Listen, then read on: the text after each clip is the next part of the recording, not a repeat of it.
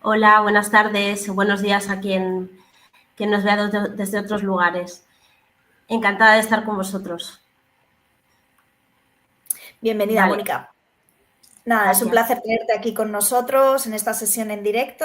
Estamos deseando escuchar tu ponencia y cuando quieras puedes comenzar. Y recordar que al final de la exposición volvemos todos aquí a las pantallas con la sesión de preguntas y así que os animo a los que nos estáis viendo a dejar vuestras preguntas en el chat que se las haremos llegar a Mónica. Así que adelante. Gracias. Hasta ahora. Hola a todos. Vamos a empezar la primera ponencia que, como os ha dicho mis presentadoras, es la litotricia extracorpórea por ondas de choque y el papel que tenemos los técnicos de diagnóstico para la imagen en esta técnica.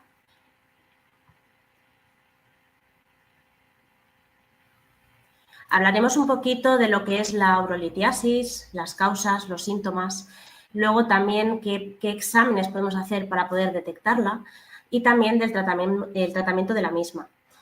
Hablaré de lo que es la litotricia extracorpórea por ondas de choque, el procedimiento, cómo es y qué hacemos nosotros. Y luego presentaré dos casos clínicos en los cuales haré uno que es favorable y otro que es desfavorable.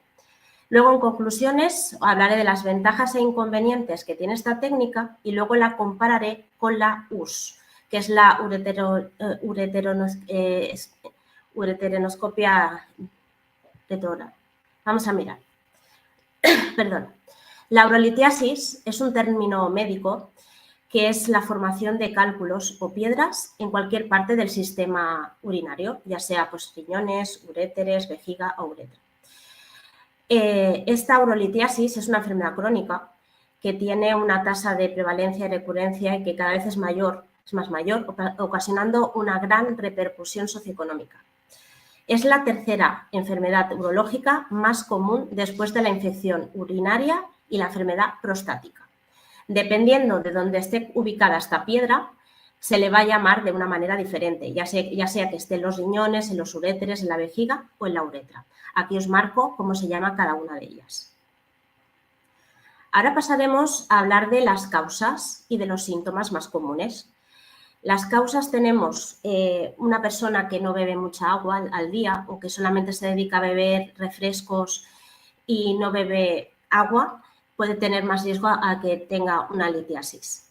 Luego, el exceso de ciertas sustancias, como el calcio, el oxalato, el ácido úrico, puede provocar también este tipo de piedras.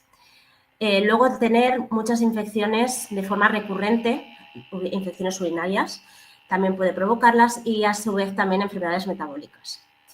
¿Qué síntomas produce? Pues tenemos un dolor intenso en la zona lumbar, que es cuando es el llamado cólico nefrítico.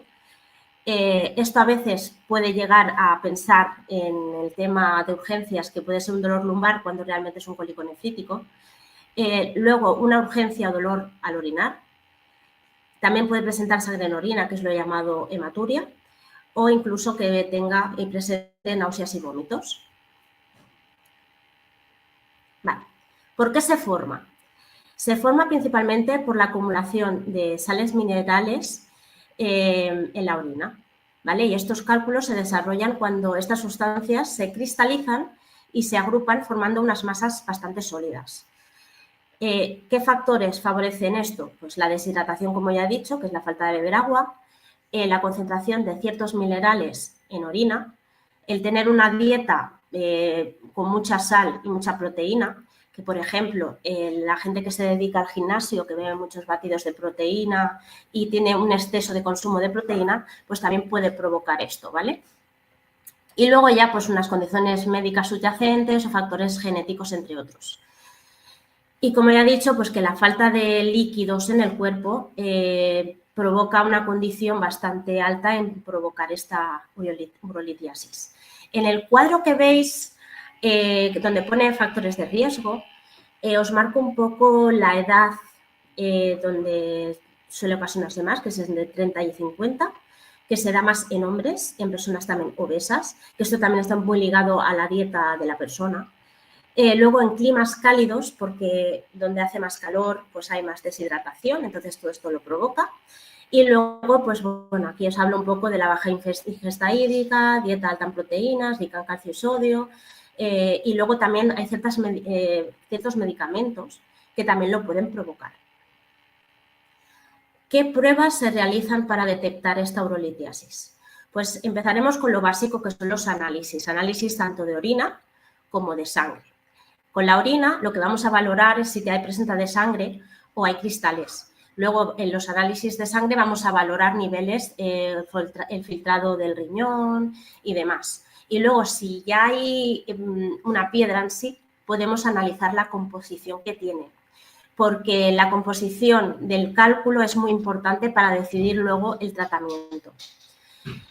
¿Qué pruebas diagnósticas de imagen vamos a realizar? Pues una radiografía simple, una eco renovesical y un urotac, que esto es para ver dónde está la piedra, dónde se ubica y ya de ahí ya proceder a hacer el tratamiento correspondiente. Tratamiento. Pues empezamos por la fase de prevención. ¿Cómo prevenimos? Pues bebiendo mucha agua, teniendo una dieta equilibrada, una dieta baja en sal y que tengamos nuestras revisiones correspondientes con nuestros doctores. Si ya presentamos un cálculo que es pequeñito, lo que vamos a hacer es tener un control con nuestro médico. ¿Para qué? Para evitar que este cálculo evolucione a peor y que se pueda coger las cosas a tiempo y tratarlas bien. Como primera opción yo he puesto la LEO porque es la menos invasiva. No quiere decir que todo el mundo se pueda realizar una, que luego a posteriori os lo explico mejor, ¿vale? Luego tendremos la URSS, que la URSS es una endoscopia que se introduce por vías urinarias hasta localizar lo que es la piedra y de ahí tratarla fragmentándola, destruyéndola a través de un láser. Luego ya si con esto no es suficiente ya se pasarían a cirugías más complicadas como es la cirugía abierta o la laparoscópica. Ahora voy a hablaros ya de lo que es la litotricia extracorpórea por ondas de choque. Pues esto es un procedimiento médico no invasivo, que lo que queremos es romper la piedra, esté donde esté, ya sea en riñón como en uréter. ¿Cómo se hace esto? Pues lo que hacemos es que mediante el uso de unas ondas de choque de una alta energía, que se concentran directamente donde está la piedra exactamente, para poder romperla en pequeños fragmentos. ¿Por qué lo quiero romper en pequeños trozos? Para que el paciente pueda eliminar esta piedra de forma natural a través de la orina, ¿vale? El procedimiento, ¿qué necesitamos? Pues tenemos, aquí os indico en los dibujitos, cada uno con una letra donde está cada cosa, ¿vale? Para que os ubiquéis. Requerirá un generador de ondas de choque, que este es el núcleo del tratamiento donde se genera esta energía, ¿vale? Luego tenemos el foco de choque, que es el globo que veis en la imagen, que es donde concentra estas ondas de manera precisa al cálculo. Tenemos el sistema de imagen, que en este caso es el arco en C, ¿vale? Aunque también lo podemos usar con ultrasonidos. Y esto lo que hace es comportar la guía visual, que en todo momento estamos viendo si estamos bien ubicados, si estamos tratando el cálculo como lo queremos. Luego tenemos la mesa de tratamiento y luego tenemos el mando de control, donde nosotros vamos a hinchar el globo, vamos a poner la frecuencia y potencia que necesitamos para la energía de las ondas de choque y demás. Vale. Seguimos. Para comenzar este procedimiento de la litotricia, previamente tiene que haber una calibración del arco en C con el acople de generador de ondas de choque. Yo he hablado de este aparato en concreto, ¿vale? Porque es el que yo utilizo. Ya os he dicho que puede ser con el arco en C, puede ser con ultrasonidos, ¿vale? Luego hay diferentes casas comerciales que tienen 1000 utensilios diferentes y de formas distintas. Pero en este caso, este acople que yo tengo, lo tengo que calibrar con mi arco en C para que la guía visual que yo obtenga sea la precisa y la real que estamos haciendo. Porque si no estaríamos emitiendo las ondas de choque a una zona donde no es la piedra, con lo cual no estaríamos haciendo bien el tratamiento. ¿Vale? Entonces, ¿cómo lo calibro? Si veis en la imagen, hay una pequeña herramienta que se pone donde está el globo, que me da un chivato, que es como un palo con una ruduneta, o sea, con una redondita, Y esta redonda tiene que estar ubicada en la diana de la pantalla, que es donde el arco en C tendrá el mismo isocentro que la onda de choque emitida, ¿vale? Entonces irá al cálculo donde yo previamente ya he centrado. Entonces, ¿qué vamos a hacer? Pues una vez ya tengo el arco calibrado, entramos al paciente y lo vamos a colocar. Dependiendo dónde tenga la piedra, ya sea en el riñón derecho, riñón izquierdo, en la zona del urétero, tal, yo voy a colocar que ese riñón esté en contacto, hablo riñón como puede ser uréter, con el globo. Entonces, una vez ya lo coloco, hincho el globo y empiezo a disparar para localizar esa piedra y ubicarla, ¿vale? Una vez tengo ya la ubicación del cálculo, que ya la visualizo en mi diana, como en la imagen que tenéis abajo, lo que hacemos ya es emitir las ondas de choque, que es la generación de ondas de choque, variando la frecuencia y la potencia, dependiendo de la ubicación del cálculo y siempre de forma progresiva. ¿Por qué tiene que ser de forma progresiva? Porque esto es como hacer un entrenamiento. Primero hay que hacer un calentamiento previo para preparar a los tejidos a la energía que le vamos a exponer. Y de ahí iremos subiendo de forma progresiva, para así evitar complicaciones posteriores. Importante, no es la misma energía que le puedes otorgar a un riñón que a un uréter. Un riñón es más sensible que el uréter, con lo cual no le voy a poder meter mucha potencia, ¿vale? Pero bueno, esto siempre lo va a decidir el médico, que es el que siempre va a estar contigo diciéndote esto o lo otro, ¿vale? Entonces, ¿luego qué pasará? Pues si tenemos bien ubicada la piedra, le hemos dado la energía correspondiente, pues pasaremos a fragmentar el cálculo, que lo iremos viendo con mi arco en C, que le voy a dar dando la guía visual, para a posteriori el paciente pueda eliminar estos fragmentos a través de su propia micción. Y ahora pasamos a los casos clínicos, más que nada porque así también, como es más visual, lo entenderéis mejor. El primer caso es un caso favorable, es decir, que nos ha resultado positivo, que ha salido bien, ¿vale? Es un varón de 60 años que acude a visita por repetidos cólicos abdominales. Entonces se realizan las siguientes pruebas. Se le hace una RX de abdomen, donde se le ve, donde tengo la redonda en rojo, es la piedra que voy a tratar. Pero si os fijáis en la radiografía, hay otra piedra pequeñita, ¿vale? Pero me voy a quedar con la que tengo marcada en la imagen. Entonces, amplío este estudio y le hago una eco renovesical y un TAC especial para ver cálculos. El TAC lo que me va a permitir es tener la localización mucho más exacta que lo que es la radiografía, porque ya que tengo este corte, los 3 planos, pues puedo localizarla mucho mejor. Entonces, a la hora de colocar luego al paciente para hacerle el tratamiento, va a ser todo mucho más preciso, ¿vale? Entonces, pues este señor pues viene aquí, le hemos visto que tiene una piedra en el riñón derecho de 12 milímetros, tiene otra en el riñón izquierdo, como ya os he comentado, pero ahora mismo no la estamos tratando.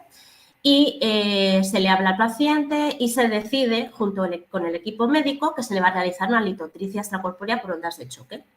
Entonces, ¿qué hacemos? Le realizamos el tratamiento. Y aquí vemos que ha cambiado esta piedra, ¿vale? Ha modificado el tamaño, pero aún sigue estando ahí y aún sigue dando algún tipo de problema. Entonces, ¿qué hacemos? Pues decidimos hacer otra litotricia. Y vemos, después de 2 litotricias, que ha cambiado de 12 milímetros a 6 milímetros.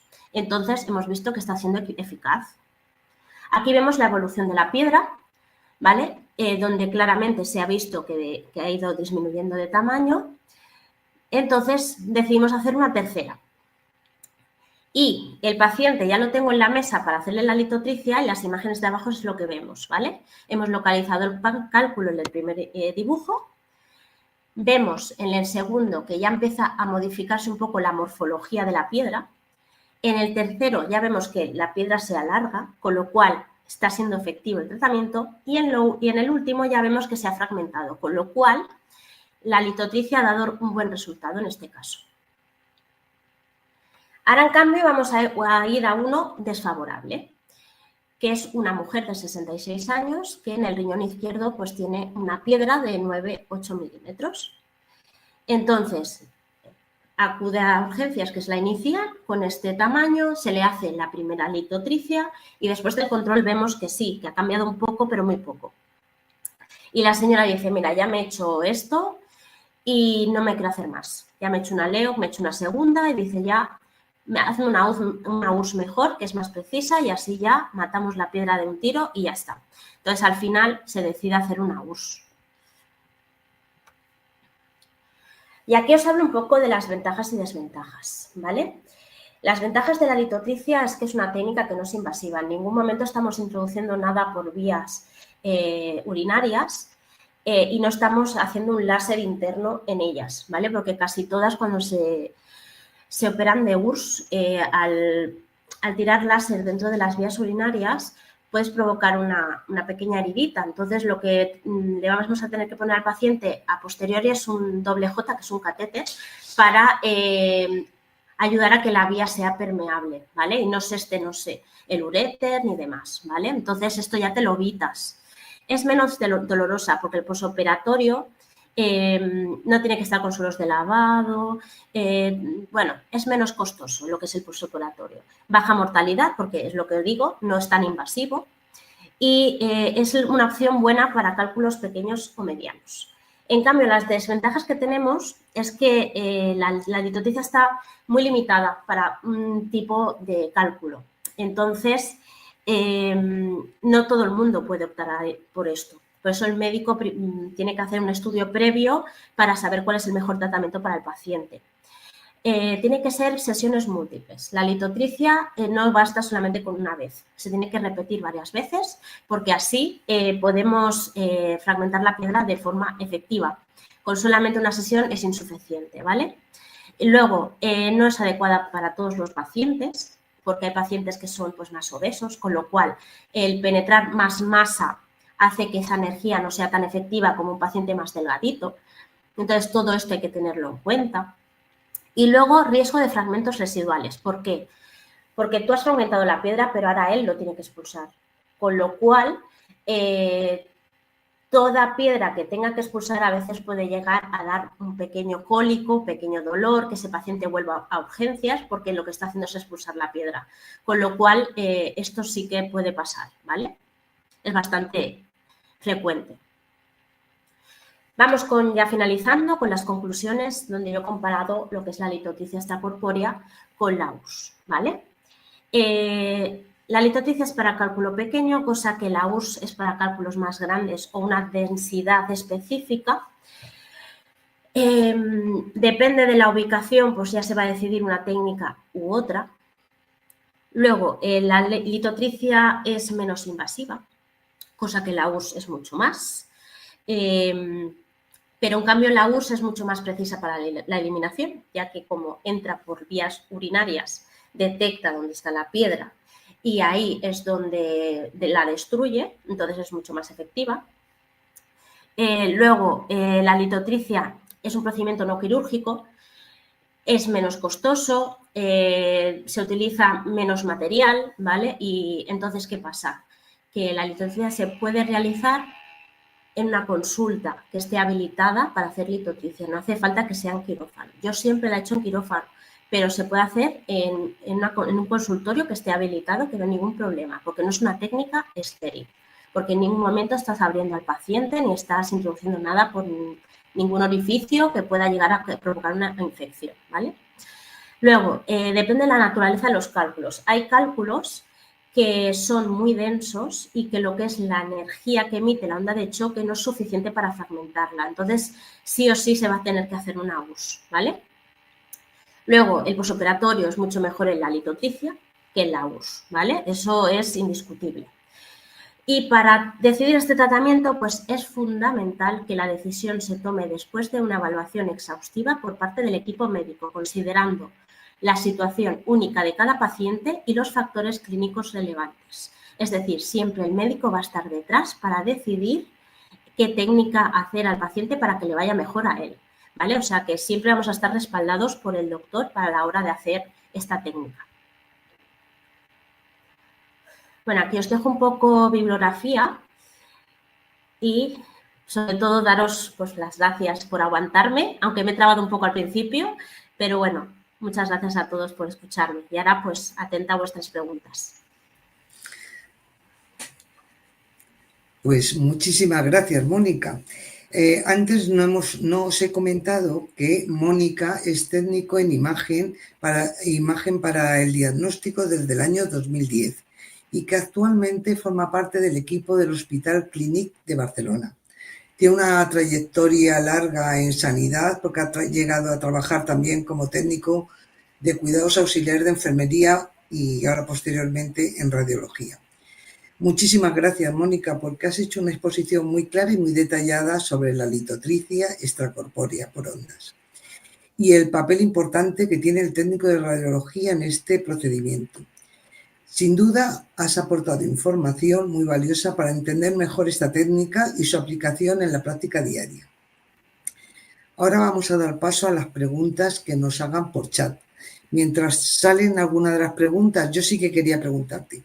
En tu exposición comentas que este es el aparato que tú usas. ¿Hay otros aparatos que hagan estas funciones parecidas o la misma en el Hospital Clínic de Barcelona?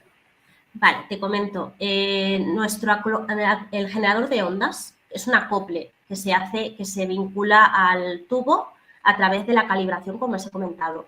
Pero hay hospitales que realizan muchas litotricias extracorpóreas, o sea, están todo el día con litotricias, con lo cual ya tienen el arco anclado con el acople. No hace falta hacer esta calibración porque ya está simplemente para hacer litotricias. A diferencia del mío, es que yo ese arco lo puedo utilizar luego para trauma, para otro quirófano, ¿sabes? Que no está solamente para el acople con la litotricia. Entonces, sí, en hospitales pues, que hacen tantísimas, pues la tienen vinculada al arco, incluso el acople se puede vincular con un ultrasonido, que ya tiene como un acople, el mismo acople tiene otro acople especial para que la guía visual sea con un ecógrafo. Y la ventaja que tiene con el arco es que el arco irradia y lo que es el ultrasonido.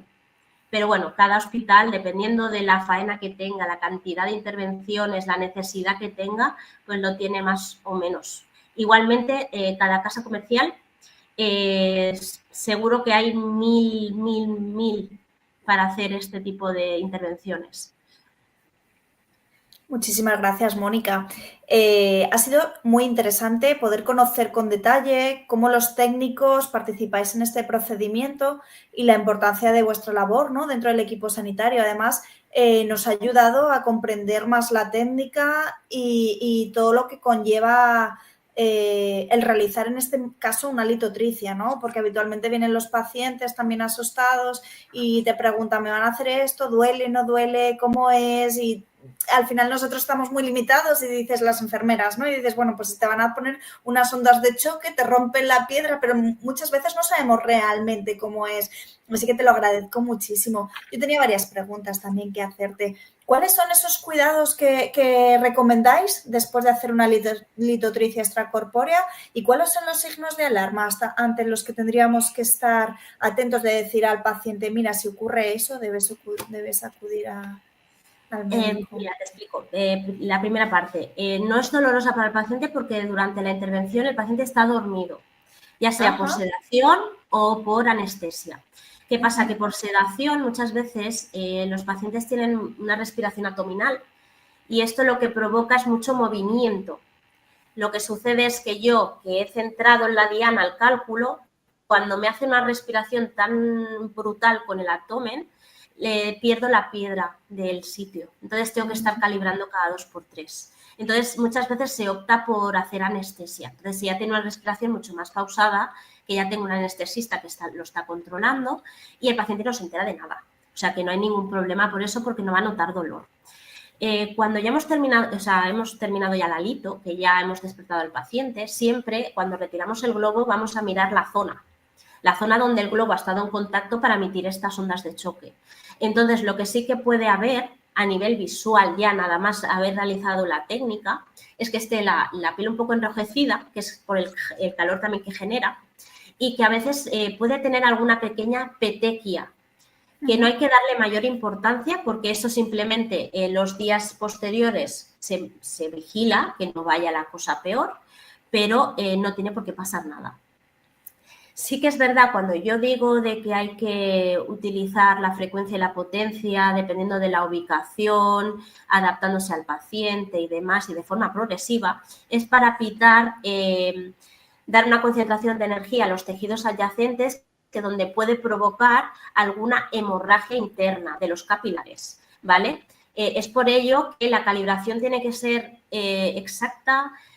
Durante el tratamiento tú vas haciendo la guía visual que esté todo correcto y preciso y así evitar poder tener riesgos mayores.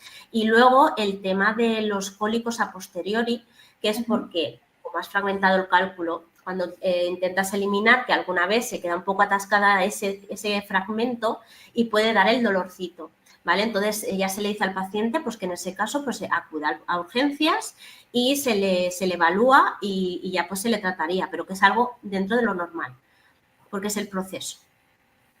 Muchísimas gracias. Sí, yo también quería preguntarte si era una prueba dolorosa, pero ya me has comentado que los pacientes están sedados.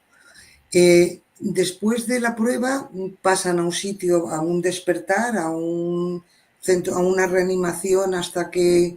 ¿Y cuánto tiempo suelen estar en ese...? Depende del paciente, de las patologías previas que pueda tener. Siempre cuando se entra al quirófano a una persona, claro, yo lo hago en quirófano, pero si fuese en la consulta sería igual, ¿eh? Cómo se le administra, dependiendo la anestesia que se le administre. No es lo mismo una sedación que una anestesia, no es lo mismo anestesiar a una persona con una patología previa que otra. Entonces hay gente pues, que requiere pues, más tiempo de observación que otra. Pero al ser una técnica bastante leve, se les mantiene como mucho media horita y ya cuando le vemos que está bien ya puede marchar y marcha para casa, ¿eh? No suelen ingresar, no es como la URSS, que la URSS casi todos acaban ingresados al menos una noche. Entonces, eso es como es más leve, tiene menos riesgo y el paciente se recupera mucho antes. Y otra pregunta que quería comentarte, ¿con qué espacio de tiempo entre un procedimiento y otro? ¿Cuál es el tiempo más o menos que dejáis pasar entre una litotricia y otra? El tiempo mínimo por paciente es 1 hora, porque entre que colocas al paciente, ubicas el cálculo, empiezas el globo, piensa que se le puede dar hasta unos 3.500 pulsos. Los pulsos son las ondas que vas emitiendo, ¿vale? Y como se tiene que hacer de una forma progresiva, primero se le da unos pulsos que apenas tienen energía, que es para calentar los tejidos adyacentes y preparar al cuerpo a lo que le viene. Luego va subiendo frecuencia y potencia. ¿Qué pasa? La frecuencia es la rapidez de los pulsos entre uno y otro y la potencia es la energía que da, ¿vale? Entonces, ¿qué sucede? Que si la frecuencia es muy rápida, lo que es la fuerza es menor. ¿Por qué? Porque si tú das más tiempo a la máquina a que haya diferencia entre una onda y otra, se recupera más, capta más energía para emitirlo. Siempre lo comparo con cuando jugábamos a los juegos de lucha. Siempre había uno que era más grande, que tenía mucha fuerza, te daba un toque y te mataba, pero era muy lento. Pues siempre lo comparo con eso. El bicho grande que te daba un golpe y te mataba es el que tiene frecuencia menor. Luego tenías el otro que era más pequeñito, que te daba muchas patadas, te daba muchos golpes, pero te daba golpes más suaves. Pues entonces lo comparo siempre con eso, que la frecuencia, a mayor frecuencia, menor energía, menor chicha le das a lo que es el cálculo. Y si lo haces más lento, le das más energía. Entonces, a menos frecuencia es más lento, porque hay más separación entre una onda y otra. Entonces, mínimo 1 hora. Muy bien. Y a un paciente que le tengas que hacer varias, como el primer caso que nos has contado, entre una sesión y la otra, ¿cuál es el tiempo estimado que pasa? Pues 2-3 meses para ver la evolución.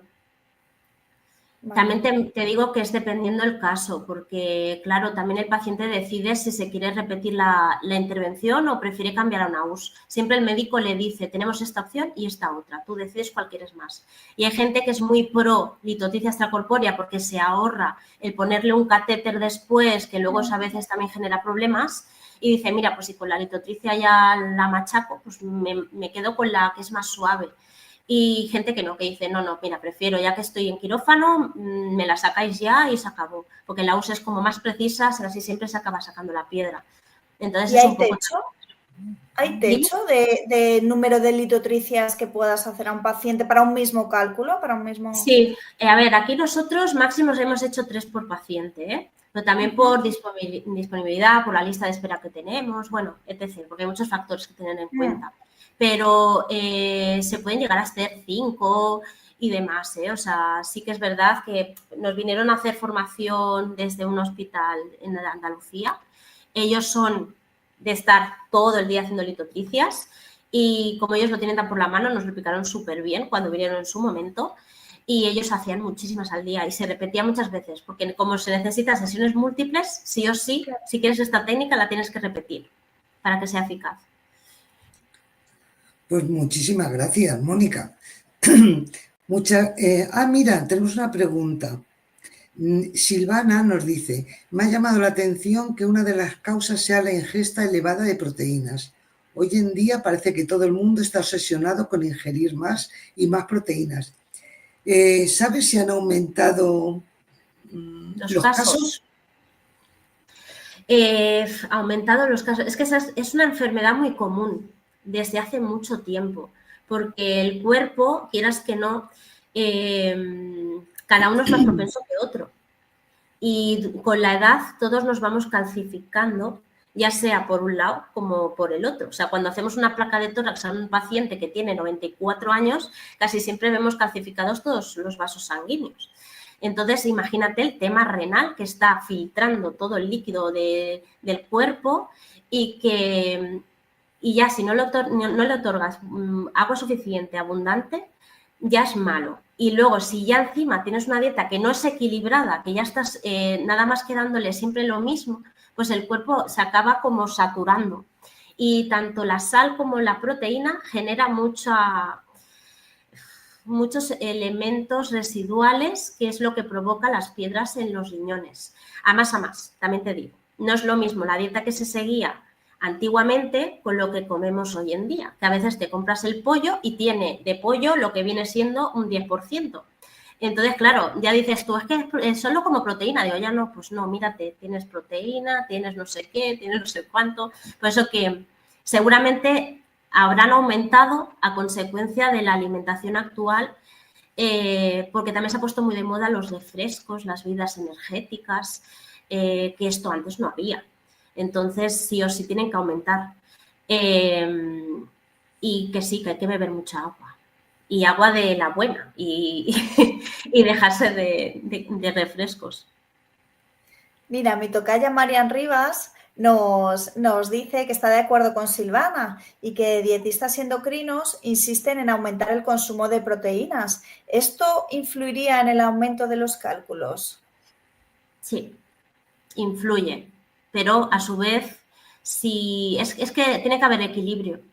Es que en el momento en el cual tú rompes el equilibrio, aquí es donde algo falla. Es como el medicamento, guay, me estoy tomando esto que me va súper bien, pero seguro que hay algún efecto secundario negativo que te lo provoca, que te va muy bien para una cosa, pero muy mal para la otra. Entonces, está bien comer proteínas, pero que siempre haya un poco de equilibrio para que tu cuerpo funcione bien. También te digo que el factor genético, alguna enfermedad que tenga el paciente también es más propenso, que no todos somos iguales. Es como siempre, fulanito está haciendo una dieta y se ha adelgazado 20 kilos y lo estoy haciendo yo y me estoy engordando. ¿Cómo puede ser? Pues porque somos diferentes. Entonces, hay que adaptarse un poco también al paciente, a las necesidades, y yo creo que el equilibrio es esencial. ¿Hay diferencias de género? Sí, en el hombre se da más que la mujer. Por estadística, ¿eh? O sea, sí, yo no sé si es porque nosotras bebemos más agua, también sí, retenemos más líquido, ¿no? Vital, pero ellos son más propensos a las piedras que nosotras, que también hay mujeres, ¿eh? O sea, ya te lo digo, muchas mujeres que tienen piedra, pero estadísticamente hay más hombres. Curioso. Nos preguntan también que cuáles dirías que son los principales retos a los que se enfrentan los técnicos en radiología al asistir en este tipo de procedimientos. Retos como tal, pues los técnicos en radiología tenemos una cualidad común. Casi todos tendemos a ser muy perfeccionistas. Entonces, el reto que tienes principal es la calibración. La precisión en que tu isocentro del tubo esté acorde al isocentro del acople para que no haya problemas. Entonces, yo creo que es el principal reto. Es que lo más difícil es la calibración del tubo, porque lo demás ya te lo hace solo. Luego tú vas viendo que todo vaya bien, vas dando algún disparito para ver que la piedra esté bien. En el momento en el que la piedra se te haya ido del sitio, tienes que parar y volver a reubicar al paciente para que la piedra esté en su sitio y seguir con el tratamiento. Pero el reto yo creo que es la precisión. Mira, Tana Ross dice que decidir entre una técnica y otra puede comprometer al riñón hasta que se toma la decisión después de un estudio exhaustivo. Dice que entre una técnica y otra... Siempre se va a ver, o sea, yo creo, o sea, esto ya es tema médico, pero es lo que he dicho, para decidir un tratamiento se va a valorar el mejor que le vaya al paciente. Dentro de la patología que tenga, ya no sea solo urológica, hay que mirar muchos factores del paciente. O sea, el médico tiene que estudiarse al paciente y decir, mira, este señor tiene esto, lo otro. Entonces ya decidir así un tratamiento. ¿Comprometer al riñón? Yo creo que no, porque ya está comprometido por el cálculo. Se está intentando tratar para eliminarlo, con lo cual no es algo negativo. Comprometer al riñón sería tener un filtrado bajo y meterle contraste endovenoso en el TAC y no hacerle una profilaxis renal previa. Eso sería comprometer el riñón. Pero en este caso yo creo que hay que confiar en el médico y él ya te lo va a mirar todo. Y si tu piedra tiene una densidad que no se va a romper con una onda de choque, no te va a hacer la litotripsia, te va a hacer una AUS. Y luego te pondrá un catéter para que tú puedas tener esa vía permeable, puedes hacer tu orina normal y no tengas nada perjudicial. O sea que no creo. David Ballesteros te felicita por la exposición. Dice que es una gran exposición. Gracias. Mira, Itana nos vuelve a decir que de cuánto tiempo estamos hablando hasta completar el estudio y empezar la técnica, como cuánto, desde que empieza a ver que tienes un cálculo, ¿no? Haces las pruebas necesarias hasta que realmente se decide qué técnica le haces y ¿cuánto tiempo? Bueno, esto es la eterna pregunta de las listas de espera de tengo un TAC, pero no sé cuándo lo tengo. Pues la demora es un poco también en función de esto. Pero si viene un paciente a urgencias, la placa de abdomen se le va a hacer, la analítica se le va a hacer tanto de sangre como de orina, o sea que eso ya lo va a tener ya en urgencias hecho. Hay veces que ya se le hace un TAC litiasis de urgencias y una ecografía. Es que en el mismo día podría suceder siempre y cuando la piedra sea que le esté dando mucho problema. También es un poco en función del estado del paciente. Pero, bueno, es muy relativa la pregunta, porque puede ser una semana, puede ser un mes, puede ser dependiendo del paciente, dependiendo de todo, un poco todo, ¿sabes? Sivana nos dice también que siempre que se elige la técnica no invasiva, que si funciona, que qué tasas de acierto-error tenéis con esta litotripsia. Vale, no tengo estadística real porque realmente esta técnica no llevamos tanto tiempo haciéndola, ¿vale? Sí que es verdad que hubo un tiempo que creíamos que no era eficaz. Teníamos como ese rol, porque claro, estamos acostumbrando a las URS. Hacíamos URS siempre, URS. Claro, eso es, llega el paciente, introduzco la endoscopia, busco la piedra, la machaco, saco la piedra, la llevo a analizar y ese paciente se le pone el doble J, se le pone un suero de lavado y ese paciente ya no tiene la piedra. Entonces estamos habituados a eso. Esta técnica no es que funcione o no funcione, es... Uno, que el paciente tenga la paciencia para repetir estas sesiones las veces que sea necesario, ¿vale? Y tenemos los dos casos, tenemos las dos vertientes, gente que le ha funcionado muy bien y gente que se ha acabado haciendo la US, ya por decisión propia del paciente o por decisión propia del médico, ¿sabes? Porque si es un paciente que cada vez que se hace una leo tiene un cólico, lo pasa fatal, tiene que ir a urgencias y así lleva 2 veces, pues a lo mejor la tercera te dice, pues yo ya quiero la US y ya está, ¿sabes? Pero sí que hay mucha gente que no quiere el doble J, el catéter este que os he comentado para que no se estenose el uréter y prefiere repetir la litotricia para así evitarse ese catéter y ese posoperatorio. Así que es un poco así, pero estadística en sí no tengo. Sé que hay algún artículo científico que hay, o sea, hay datos, pero yo no he recopilado esta vez porque no tenía mucha cantidad de pacientes todavía. Pero estoy segura, perdona, claro, digo, estoy segura de que lo harás. Es una idea abierta, una idea que nos han dado y que nos lo contarás en próximas. Muy bien, Mónica, pues de nuevo, muchísimas gracias por haber estado hoy con nosotros, por compartir tu trabajo. Te siguen mandando felicitaciones en el chat. Bueno, muchas gracias. Eso es, y esperamos seguir contando contigo en próximas ediciones. Así que vamos a seguir ahora con la siguiente ponencia.